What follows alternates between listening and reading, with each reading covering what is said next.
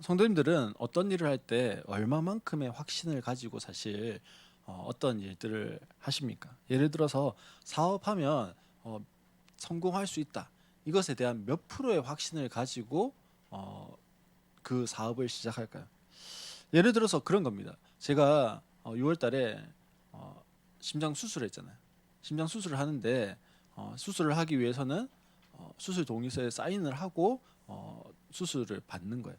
사실 그러면요, 병원에 입원해서 수술 동의서에 사인하고 수술을 받을 때 수술실로 들어가서 죽지 않고 살아날 것이라고 하는 몇 프로의 확신을 가지고 사실 그 수술 동의서에 사인을 하고 수술실로 들어갔을까요? 사실 우리의 삶에 있어서요, 너무나 많은 것들을 불확실성 가운데 두고 살아가고 있습니다. 그러면서도 마치 확실한 것처럼 그렇게 생각하고 이야기하고 결정할 때가 많이 있습니다. 그러면서 정작 확신을 가져야 하는 것에 있어서는 확신을 갖지 못할 때가 많이 있다라는 거죠. 고린도후서 13장 5절 말씀에 보면 이렇게 기록하고 있습니다. 사도 바울이 고린도 교회 성도들을 향해서 지금 편지하면서 뭐라고 이야기하냐면, 여러분은 자기가 믿음 안에 있는지를 스스로 시험해 보고 스스로 검증해 보십시오. 이렇게 이야기합니다. 뭐라고요? 스스로 시험해 보고 스스로 검증해 봐라. 이게 뭡니까? 너희가 진짜 그런지 확실한지 한번 점검해 봐라는 겁니다. 여러분은 예수 그리스도께서 여러분 안에 계시다는 것을 알지 못하십니까? 모른다면 여러분은 실격자입니다. 이렇게 돼 있어요. 여기 보면 믿음 안에 있다는 것을 알지 못하는 사람은 실격자라고 사도 바울이 고린도후서에서 이야기하는데요.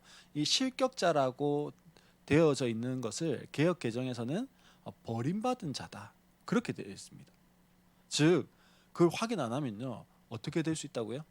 하나님의 구원에서 버림받은 사람이 될 수도 있다라는 거예요. 믿는 자가 구원의 확신을 가지는 것은요, 당연해요.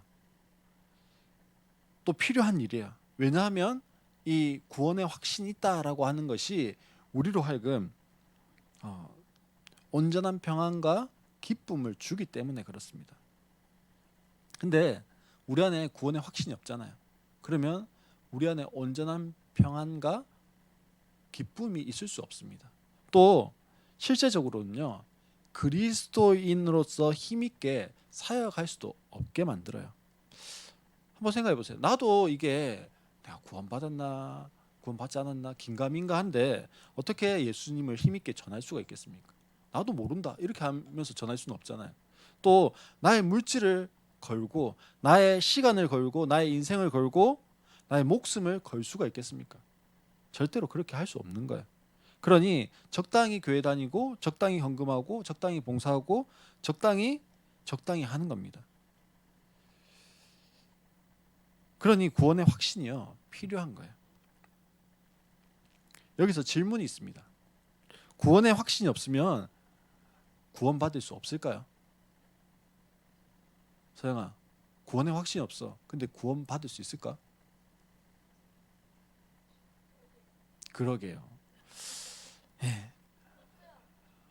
만약에 어, 아주 정원이 딸려 있는 멋진 그 집이 있다고 한번 생각해 봅시다. 이 집에 아들이 있는데요. 아버지가 아들한테 심부름을 시키는 겁니다. 어떤 심부름을 시키는 거냐면, 야, 저기 앞에 정원에 있는 잔디를 네가 좀 다 깎아라. 근데 뭐 이렇게 선선한 가을 날씨에 깎으면 될 건데 봄에 아니 여름에 막 이럴 때 잔디를 깎으라는 거예요. 아들이 입이 이렇게 쭉 튀어나왔습니다. 왜요? 이 더운 날 내보고 이 잔디를 깎고 있으라고 하면서 이렇게 막 승질을 내면서 깎고 있는 거예요. 아니 집에 사람도 많은데 이 잔디 다른 사람들 시켜서 하면 되지 왜 굳이 내보고 깎으라고 하냐고 하면서 막 투덜투덜 하는 겁니다. 온갖 불평을 하면서 잔디를 깎는 거죠. 왜요? 아버지가 무서우니까. 아버지가 무서워서 잔디는 깎긴 깎습니다. 근데 투덜투덜 하면서 깎는 거예요. 아버지가 이번 달에도 시키고 다음 달에도 시켰어요. 1년 뒤에도 이 잔디 깎는 일을 시켰습니다. 할 때마다 어떨까요? 입이 대빨 나와가지고 투덜투덜하면서 잔디 깎고 있는 거예요. 근데 어느 날 아버지가 지나가다가 이렇게 이야기하는 거예요. 잔디 잘 깎고 있나? 속으로는 어떻게 해요? 당신이 깎아보지 뭐 이렇게 하면서도 네 이렇게 이야기하는 거죠. 근데 아버지가 한마디 더 하고 쑥 지나가십니다. 뭐라고 하고 지나가셨을까요? 그랬더니 이 아들이 그때부터는요 잔디를 미친 듯이 깎고 있어요. 뭐라고 했을까요? 잔디가 네 거면 뭐 갑자기 힘이 쏟습니까? 이 집 내 죽으면 네 거다. 그렇게 하고 쑥 지나가는 거예요. 그러면 이 집이 내 거고 이 집의 잔디가 내 거고 다 뭐예요? 내 거예요, 내 거. 그러니까요. 이전에도 잔디를 깎았는데 그때는 입이 대빨 나와서 깎았는데 지금은요. 너무 열심히 깎는. 그래 내 건데 잘 관리해야지 이러면서요. 깎는 거예요. 구원의 확신도 그런 거예요. 신앙생활에 절대적으로 필요하지만 구원의 확신 자체가 구원을 주는 건 아니에요. 요한일서 5장 13절 오늘 우리가 읽었던 말씀이죠. 이 말씀 보면 이렇게 돼 있습니다. 나는 하나님의 아들의 이름을 믿는 사람들인 여러분에게 이 글을 씁니다.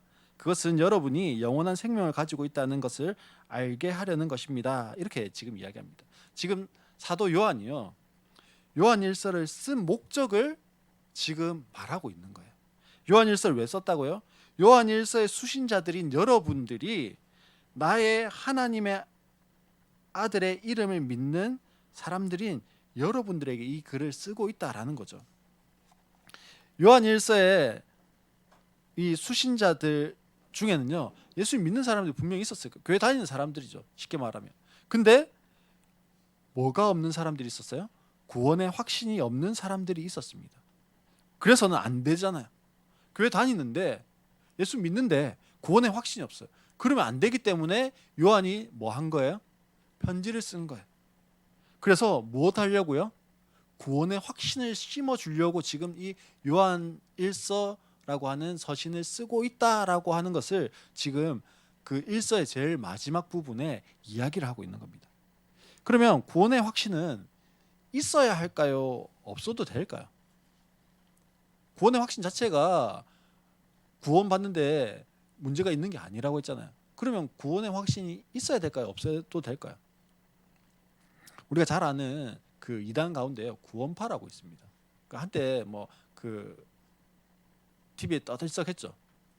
그리고 요즘에도요 저희 부산 같은 경우에는 KBS 홀에서 이 집회를 한다고 막 버스 광고에도 붙이고 그 뭐 TV 광고도 하기도 하고요 막 그렇게 합니다. 근데 또 다르게는 뭐 기쁜 소식 선교회 뭐 이렇게 해가지고 이름을 바꿔서 또 활동하기도 합니다. 이 사람들이 하는 게 제사함, 거듭남의 비밀 이렇게 해가지고 집회 제목이에요. 항상 같아요. 제사함, 거듭남의 비밀. 예. 근데 신천지도 그렇고요. 구원파도 그렇고 불신자들에게 전도하는 게 아니에요. 누구에게 전도할까요? 신자들에게 전도합니다. 성도들에게 전도해요. 성도들에게 전도해서는 그 성도들로 하여금요 복음을 잘 알지 못하고 복음을 정확하게 알지 못하면 너무 넘어가기 쉽도록 그렇게 전도를 합니다. 구원파의 전도에요 첫 번째 질문이 있습니다. 제1질문 다경아 니 구원 받았나?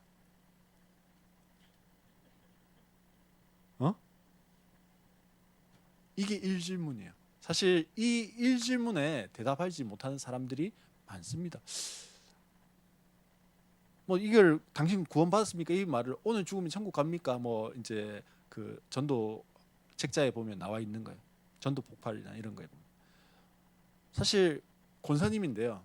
수십 년 동안 교회 생활했는데 이 질문하면 목사님 아직은 제가요 좀 더 기도를 하고 좀 더 권사님이신데 이제 천국 가실 날이 얼마 안 남았는데 아직도 조금 더 착한 일을 많이 하고 뭐 이렇게 이야기를 해요. 그럼 바로 뭐 됩니까? 뭐 신천지로 사실 꼬드기면 가든지 구원파에서 전도하면요 바로 가요. 근데 다행히처럼 저 구원 받았어요. 그렇게 이야기하는 사람도 가끔 있습니다. 그러면 두 번째 질문으로 공격을 탁 들어옵니다. 다경아, 언제 구원받았는데?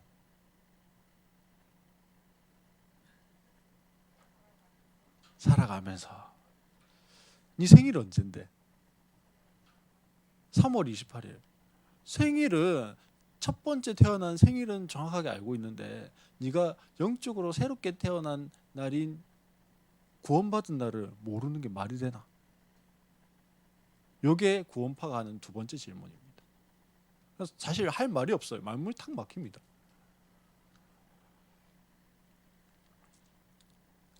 나 언제 구원받았다 이렇게 이야기할 수 있는 사람이요 사실 많지 않습니다. 제가 지난주에 설명하면서 성령이 우리에게 임하실 때 우리가 변화가 일어난다고 했잖아요. 근데 성령이 아주 강권적으로 한 번에 팍 임하는 사람이 있습니다. 그 사람은요 사실 언제 구원받았냐면 그 강력하게 임했던 그 성령의 역사가 있는 그때가 내가 구원받은 날이다 이야기할 수 있어요. 근데 지난주에 제가 설명하면서 그렇게 강력하게 성령의 능력을 체험하는 사람도 있고 또 어떤 사람도 있다고요?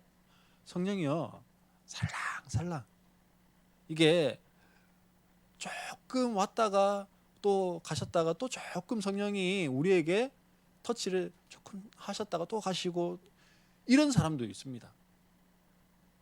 이런 사람은요 성령의 터치하심을 통해서 분명히 그 마음이 만져졌어요. 근데 시간이 어떻게 해요? 오래 걸립니다. 그러니까 성령이 오늘도 터치하셨어요. 살짝 터치하셨어요. 그리고 내일도 터치하셨어요. 그러다가 어느 날 보니까 믿어져요. 믿어지는데 그 터치하심 중에 어느 시점에서 내가 탁 복음에 꼬꾸라져서 아 예수님 나의 구원자시구나 믿는지 알 수가 없는 거예요. 어떤 시점이 언젠지를 모르는 거죠 사실은. 이런 사람들이 많습니다.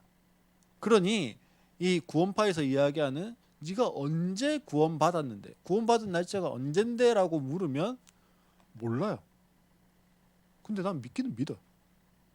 예수님 나를 위해서 십자가 못 박혀 죽으시고 나의 죄를 다 사하시고 내가 그래서 구원받은 거 믿어요. 믿어져요. 근데 구원파에서 이야기하는 것처럼 언제라고 하는 그 시점에 대해서 물으면 사실 답하지 못하고 그러다 보니까 넘어갈 수 있는 겁니다. 하지만 구원파에서 자기가 이야기하는 것처럼요 그런 것이 꼭 중요하진 않아요. 우리에게 구원의 확신이 있어야 꼭 구원받는 건 아니고요. 없으면 지옥 가는 것도 아니에요. 그럼에도 불구하고 구원의 확신이라고 하는 것은 있어야 합니다. 왜냐하면요 구원의 확신이 있어야 사단에게 끌려다니지 않는 거예요. 그리고 구원의 확신이 있어야 하나님께 힘있게 나아갈 수 있습니다. 특별히 죄의 문제에 있어서요 이 구원의 확신이 없으면 우리가 흔들리기 쉽습니다. 사단이 하는 두 가지의 큰 일이 있습니다. 사단이 하는 큰 두 가지의 사역이 있는데요 사단 사역 첫 번째가 뭘까요? 사단이 하는 첫 번째 사역은요 우리를 유혹하는 거예요. 성도들을 유혹하는 거예요. 그게 사단이 하는 첫 번째 사역입니다. 사단이 하는 첫 번째 사역인 이 유혹. 그래서 아담과 하와도 뭐하고요? 유혹하고 우리도 유혹합니다. 두 번째 하는 사역이 뭐냐면요 사단이 천상회의에 가가지고 우리를 참소하는 거예요. 첫 번째는 뭐하고요? 다경이를 가가지고 싹 유혹해요. 다경이가 탁 넘어져갖고 죄를 탁 지어요. 그러면 어떻게 합니까? 하나님 앞에 뿅 가가지고요 하나님 다경이가요 죄 지었는데요 이러면서 막 뭐하는 거라고요? 참소하는 거예요. 고자질하는 거죠. 그런데요 예수님이 십자가에 죽으시고 부활하심으로 그 모든 죄값을 치르셨어요. 대신 치르셨어요. 그래서 더 이상 하나님 보좌 앞에 가서요 우리를 뭐 할 수 없어요? 참소할 수 없어요. 하지만 사단이 하나님의 보좌 앞에 가서 하나님께 참소하지는 못하지만 참소합니다. 어디에 참소할까요? 우리의 마음에, 우리의 양심에 참소합니다. 우리의 양심에 뭐라고 참소할까요? 야, 그러고도 네가 목사냐? 야, 그러고도 네가 성도냐? 그러고도 네가 믿는 사람이냐? 이렇게 우리에게 참소하는 거예요. 여기에 마음이 맞아, 내가 목사인데, 내가 성도인데 이러면서 우리 마음이 어떻게 해요? 찔리잖아요. 그러면 그 다음 공격이 탁 들어와요. 뭐라고 들어올까요? 그러고도 네가 구원 받았냐? 네 모습을 봐. 네 지금 죄 짓고 있는 그걸 봐. 그러고도 네가 구원 받은 사람이야? 이러면요, 사실 우리 안에 대부분이 뭐 하냐면요, 그 사단의 참소가요 동의가 됩니다. 그래, 내가 그렇지. 그 사단의 참소 아래에서도요, 우리가 아니야, 난 그래도 구원 받았어 해야 되는데 그러지 못하고 끄덕끄덕하면서 맞아 이러면서 흔들리기 시작합니다. 그러면요, 어떻게 될까요? 사단이 우리를 끌고 다니는 거예요. 에베소서 6장에 보면 하나님의 전신 갑주를 입으라고 사도 바울이 이야기합니다. 그러면서 하나님의 전신 갑주 가운데 머리에는 구원의 투구를 써라 이렇게 했는데, 구원의 투구라고 하는 것이요, 구원의 확신을 가지는 거예요. 우리의 머리에 예수 그리스도로 말미암아 우리가 구원받았다라고 하는 구원의 확신을 딱 장착해야 되는 거예요. 구원의 확신이 없으면요, 다 넘어지게 되어집니다. 왜냐하면 자신의 모습을 보면 충분히 수긍이 가기 때문에 그래요. 여기에서 모든 신앙이 흔들립니다. 사람이 여기에서 넘어지는 겁니다. 그러나 기억해야 됩니다. 구원의 확신이 없어도 못한다고요? 구원받을 수 있다라는 거예요. 그러나 성도에게 구원의 확신이 있는 것은 너무 중요합니다. 복음이 있고 구원의 확신이 있는 사람만이 흔들리지 않고 대답할 수 있는 거예요. 흔들리면 구원받을 수 있냐 그러면 넘어갑니다. 그래서 신앙관이 흔들리고요, 구원관이 흔들리면 신앙생활 할 수 없는 거예요. 어려워집니다. 그리고 하나님께도 당당하게 나아갈 수 없습니다. 내가 구원받은 것과요, 내가 죄 짓는 것은 상관이 없어요. 제가 모두 십자가로 넘어갔기 때문에 그래요. 사단은 죄를 지었으니까, 네가 지금 또 죄를 짓고 있으니까 너는 구원 못 받았다라고 이야기하는데, 우리의 구원이라고 하는 것과 우리가 죄를 짓고 있는 것은 별개의 문제예요. 그래서 우리가 구원받는다라고 할 때는요, 하나님의 예지 그리고 예정하셔서 우리를 선택하셔서 자녀로 삼아 주시는 이 예지 예정을 통해서 구원받는 거지, 우리의 죄가 더해지면 이제 못 받고 덜해지면 받고 이런 게 아니라는 거예요. 또 구원은요, 내 믿음과 상관이 있는 거예요. 그 믿음이 뭐였습니까? 예수님을 영접하는 거예요. 영접 기도를 하는 거였습니다. 내 믿음과 상관이 있는 겁니다. 그러나 나의 무엇과는 상관없어요. 내가 죄를 짓고 있냐 안 짓고 있냐, 죄의 유무와는 상관이 없는 겁니다. 그러면 구원을 확신할 수 있는 근거가 무엇일까요? 오늘 요한일서 5장 11절로 12절 말씀입니다. 우리 요한일서 5장 11절로 12절 말씀 같이 한번 읽어볼까요? 다 같이 읽겠습니다. 시작. 그 증언은 이것이니 곧 하나님이 우리에게 영원한 생명을 주셨다는 것과 그 아들을 모시고 있는 사람은 생명을 가지고 있고 하나님의 아들을 모시고 있지 않는 사람은 생명을 가지고 있지 않습니다. 자, 증언은 이것이다라고 이야기합니다. 이 증언이 뭐냐면요, 하나님이 우리에게 영원한 생명을 주셨다는 것, 그리고 이 생명, 즉 이 생명이라고 하는 것이요, 다른 요한 서신들에 보면 영생이라고 표현되어져 있기도 하고 구원이라고 표현되어져 있기도 합니다. 즉 이 생명, 영생, 구원은 그 아들 안에 있는 것입니다. 이렇게 했습니다. 아들이 있으면 영생을 가지고 있는 거야. 아들이 없으면 영생이 없는 겁니다. 그러면 11절에 이 증언은 누가 지금 증언하고 있는 걸까요? 이 증언은 이것이니라고 했는데요. 누가 지금 증언하고 있는 겁니까? 11절 12절의 증언을 지금 누가 하고 있는 거죠? 누가 지금 증언하고 계시는 겁니까? 10절에 나와 있어요. 10절에 보면 하나님의 아들을 믿는 사람은 그 증언을 자기 속에 가지고 있습니다. 하나님을 믿지 않는 사람은 하나님을 거짓말쟁이로 만들었습니다. 하나님이 자기 아들에 관하여 증언하신 그 증언, 그것을 믿지 않기 때문입니다. 자, 그러면 이 증언은 누가 하고 있는 거예요? 하나님이 하고 계신 거예요. 하나님이 자기 아들에 대해서 증언하고 계시는 겁니다. 그 증언의 내용이 11절 12절이에요. 그러니 11절 12절은요. 누구의 증언이냐? 하나님의 증언이에요. 하나님이 뭐라고 증언하셨냐면 아들을 믿는 자에게는 영원한 생명을 주셨다라고 증언하는 것. 주셨다라고 증언하셨습니다. 주실 거라고 증언한 게 아니에요. 이미 뭐 했다고요?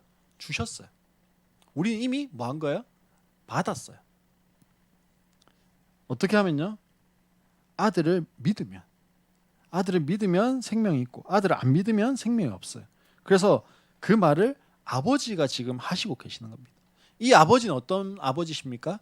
거짓이 없는 하나님 아버지세요. 하나님께서 거짓말한 것이 아니라면 아들이 행하신 일을 믿고 아들의 생명이 내 속에 있으면 영생을 얻었고 구원을 얻은 거예요.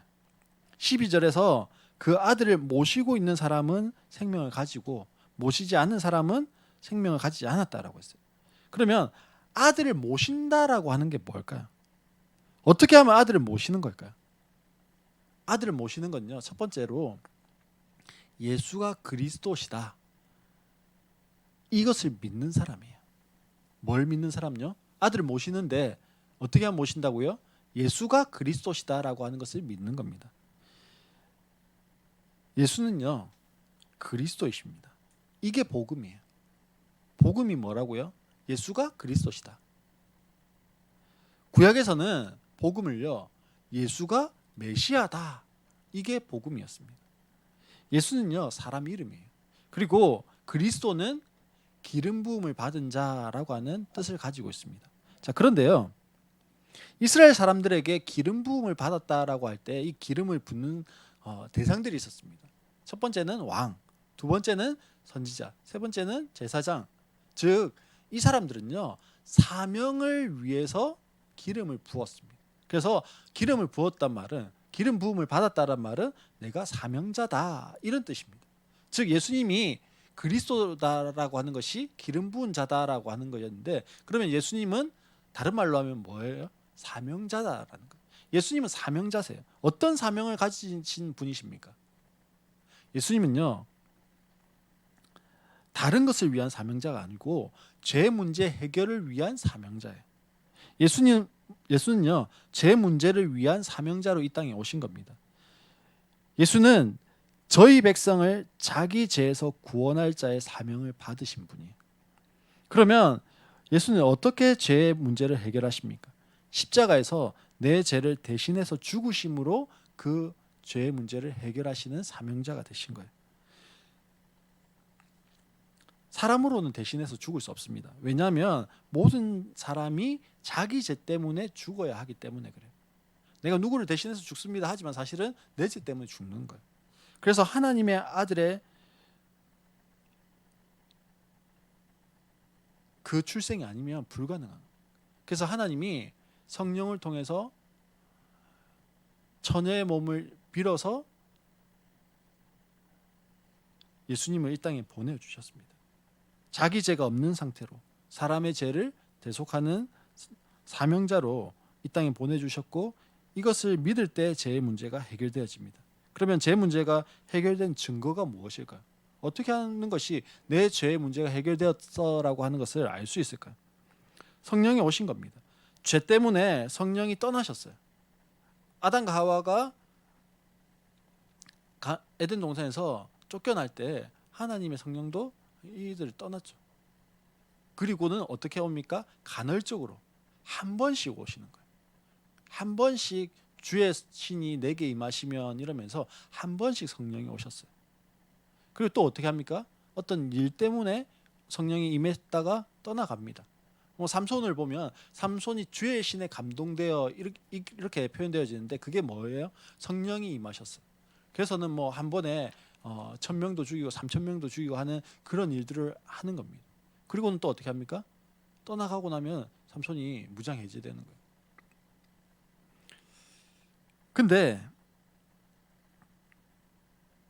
성령이 우리에게 오셨어요. 떠나가지 않고요. 하나님이 내 몸을 성전 삼으시고 그곳 가운데 계시는 거예요. 우리의 몸이 성전이 되어서 우리 몸 가운데 계시는 겁니다. 그래서 다시 한번 복음을 정리하면요. 뭐라고요? 예수가 그리스도시다. 이것을 믿는 사람이 영적 기도를 하는 겁니다. 두 번째는요. 영적 기도를 하는 사람이 그렇습니다. 영적 기도를 다시 한번 더 정리해 볼까요? 영적 기도가 뭐라고 했습니까? 세 문장으로 한다고 했습니다. 첫 번째는 주님, 나는 죄인입니다. 두 번째 문장이 뭐였습니까? 내 죄를 지고 십자가에 죽으신 예수님을 내가 믿습니다. 세 번째 뭐였습니까? 내 속에 지금 들어오셔서 나를 다스려 주십시오. 이게 영적 기도라고 했습니다. 첫째와 둘째를 고백하는 자가 아들을 보시고 모시고 있는 사람입니다. 그리스도를 영접한 사람입니다. 그러면 구원을 언제 얻었을까요? 언제 우리가 구원을 얻을까요? 언제 구원 얻습니까? 이렇게 이야기하면 죽어봐야 알죠. 내가 구원 받았는지 구원 안 받았는지. 이렇게 대답하면요. 사실 구원의 확신이 없는 사람이고요. 그러면 이 사람은 지옥 갈까요? 아니에요. 구원의 확신이 없다고 구원받을 수 없는 게 아닙니다. 하지만 아까도 이야기한 것처럼 힘있게 신앙생활을 할 수 없습니다. 사단 마귀가 늘 이리저리 흔들어 놓는 사람이 되어집니다. 구원은 죽어봐야 아는 것이 아니라요. 구원을 얻은 사람은 지금 아는 것입니다. 왜냐하면 아들을 모신 사람은 영생을 받았다라고 말씀하시기 때문에 그래요. 정말 그렇다면 구원받은 증거가 뭘까요? 구원받은 증거가 있을 거 아니에요. 구원받은 증거가 무엇이 있을까요? 어떤 증거가 있을까요? 첫 번째는요. 성경이 증거가 되어집니다. 무엇이 증거가 되어진다고요? 지금 내가 구원받았다라고 하는 것을 증거하는 증거가 성경입니다. 요한일서 5장 13절에 보면 그것은 여러분이 영원한 생명을 가지고 있다는 것을 알게 하려는 것입니다. 즉 잘 몰라서 지금 내가 구원받았는지 모르고 있었는데 어떻게 해요? 알게 해서 못해서요. 알게 해서 구원의 확신을 가지게 하려고 한다라고 말씀하고 있습니다. 개혁 성경에서는요. 개혁 개정에서는 얻었고 이렇게 돼 있어요. 죽어봐야 아는 게 아니에요. 이미 현재적으로 뭐 했다고요? 얻은 거예요. 가지고 있는 거예요. 사망에서 생명으로 옮긴 겁니다. 둘째는요. 성령이 증거가 되십니다. 로마서 8장 16절에 보면 바로 그때 그 성령이 우리의 영과 함께 우리가 하나님의 자녀임을 증언하십니다. 이렇게 말씀합니다. 무엇이 증거가 된다고요? 우리가 지금 구원받았다라고 하는 것의 증거가 뭐라고요? 첫 번째는 성경이고 두 번째는 성령입니다.